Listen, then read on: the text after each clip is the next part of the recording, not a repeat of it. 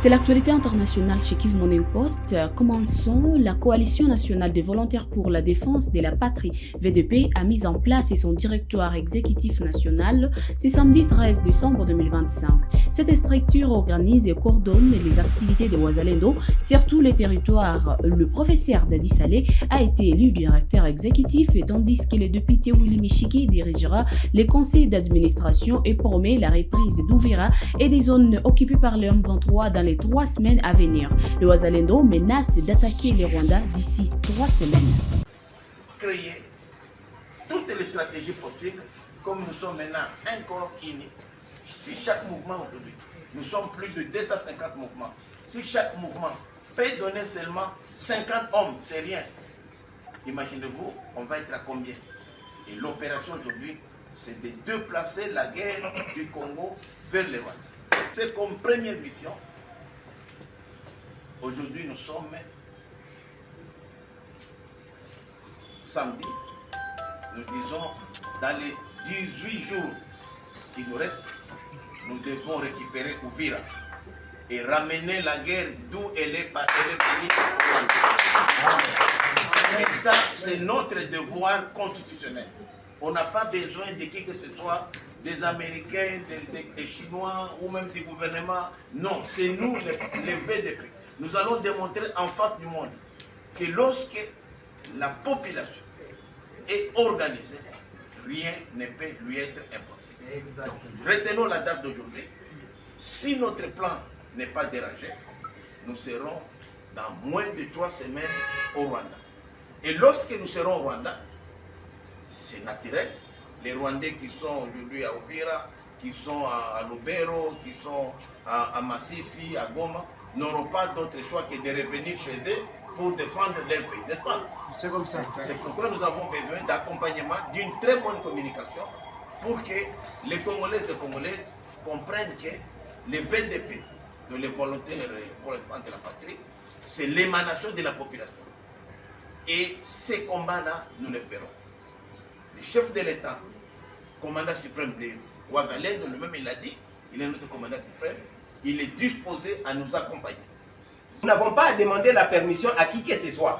Nous n'avons pas demandé la permission à qui que ce soit pour le faire. Mais nous ne sommes là que pour défendre notre nation et il y a des mécanismes où nous devons participer, encore avec vigueur, n'est-ce pas, pour arriver à atteindre cette transition.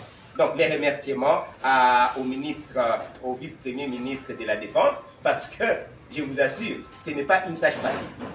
La tâche que vous venez de nous donner, de nous accorder, va demander non seulement en priorité que nous puissions être capables de mieux nous organiser à l'interne, là il s'agit d'une matière interne de VDP. Parce qu'on a tellement de chefs, des généraux, et on a des groupes politiques, il faudra que ça soit cadré, n'est-ce pas, vers un seul objectif. Sinon ça donnerait du poids à l'ennemi.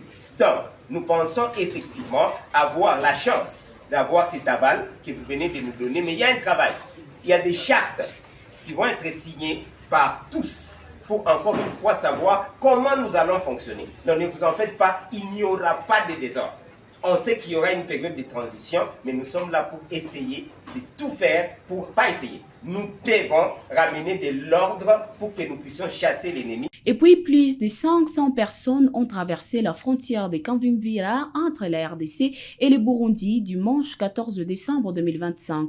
Principalement de Burundais fuyant les violences à Uvira. L'AFCM 23 a facilité leur passage pour des raisons humanitaires et assure n'entretenir aucun différend avec la population burundaise. Les autorités burundaises avaient temporairement fermé la frontière pendant les combats entre l'AFCM 23 et les FARDC. Ces habitants sont des sujets burundais aujourd'hui qui viennent de rentrer chez eux. La frontière était fermée. Les autorités burundaises viennent aujourd'hui d'accepter de les accueillir dans leur pays.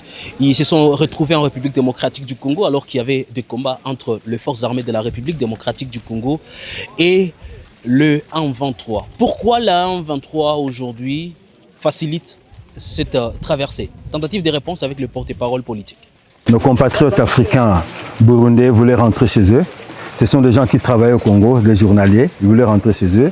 Et le gouvernement burundais avait fermé leurs frontières. nous n'avons pas de problème avec nos compatriotes africains burundais, ni le peuple burundais. Donc, nous n'avons pas de problème avec la République du Burundi, ce sont eux qui se sont insérés dans nos affaires du Congo, les conflits purement congolais.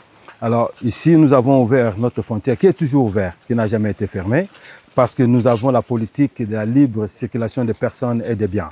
Donc, notre frontière est ouverte. C'est eux maintenant qui avaient fermé leurs frontières. Leurs citoyens sont allés maintenant devant leurs frontières pour ouvrir afin qu'ils puissent rentrer chez eux. C'est un acte humanitaire où on laisse nos populations africaines de rentrer chez elles.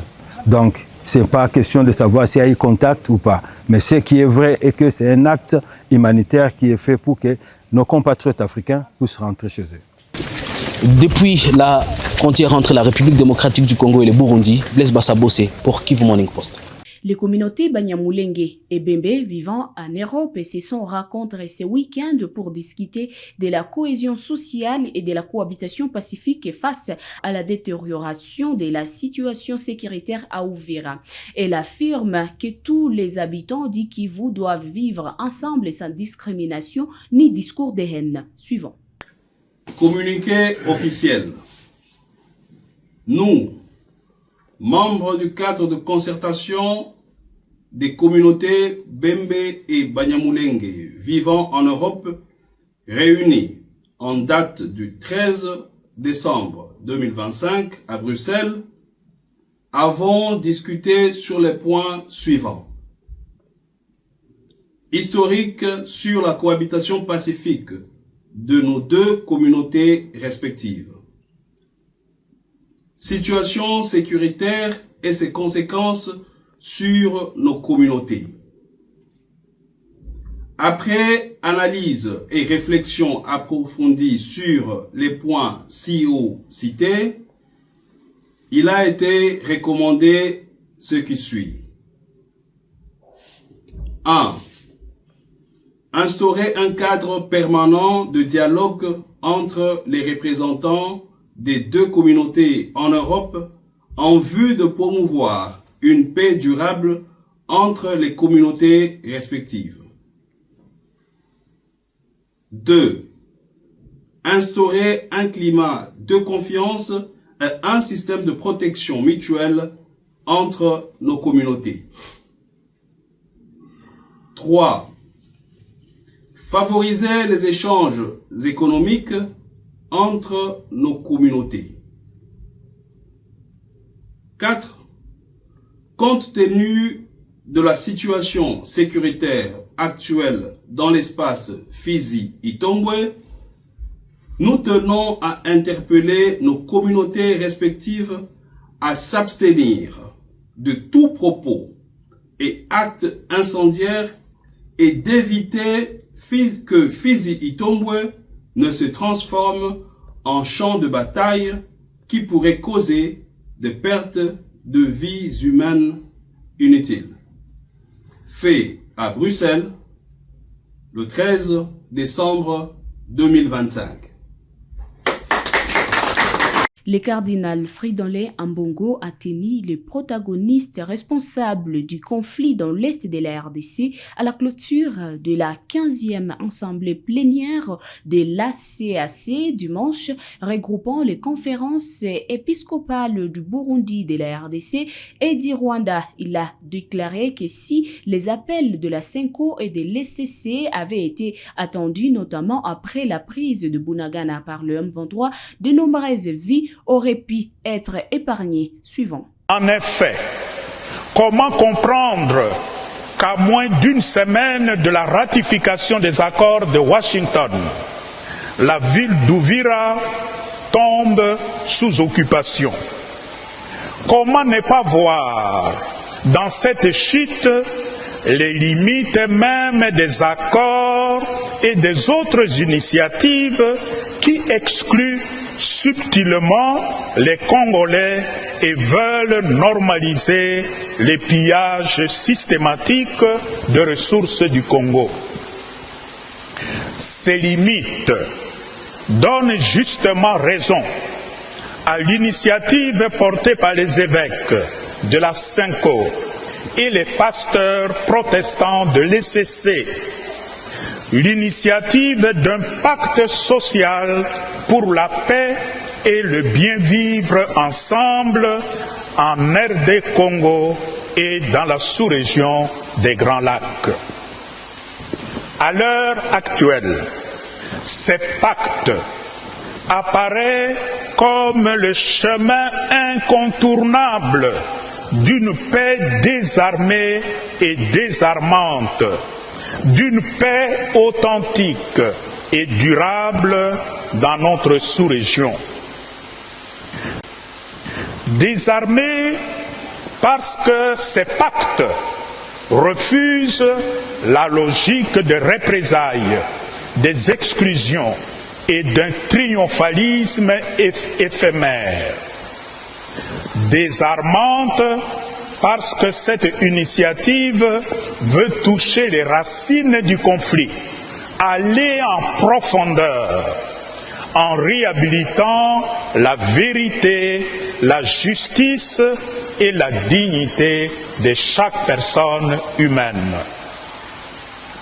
C'est ici le lieu de convier tous les protagonistes de la crise en République démocratique du Congo, toutes les forces vives de notre pays, ainsi que la communauté internationale, à soutenir cette initiative et à la faire avancer.